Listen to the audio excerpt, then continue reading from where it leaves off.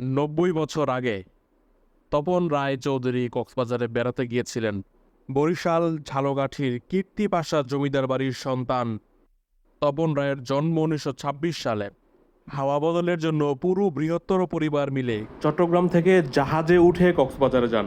Oxford বিশ্ববিদ্যালয়ের সাবেক professor Tapan Roy চৌধুরীর আত্মজীবনী বাঙালনামা, সেখানে কক্সবাজার ভ্রমণের সেই বৃত্তান্ত রয়েছে। পরবর্তী সময়ে 1974 সালে আবার যান চট্টগ্রাম থেকে এক বন্ধুর জিপে করে।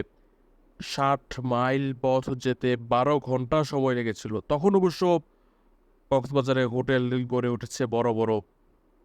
লেখক কল্পনা করেছেন এখন নিশ্চয়ই বর্তমানকে উনি বোঝাচ্ছেন নতুন সমৃদ্ধির পর জায়গাটি গোল্লায় গেছে। অর্থাৎ উনি বুঝিয়েছেন প্রচুর মানুষজন, অপরিকল্পিত এরকম হোটেল মোটেল।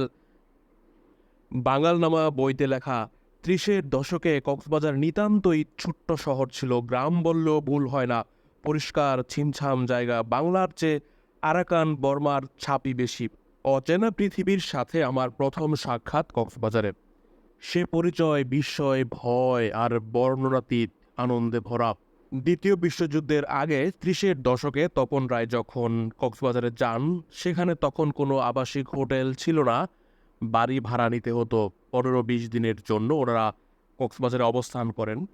সমুদ্র দেখার জন্য, হাওয়া বদল করার জন্য বাঙালি মধ্যবিত্তরা পুরী অথবা কক্সবাজারই যেত।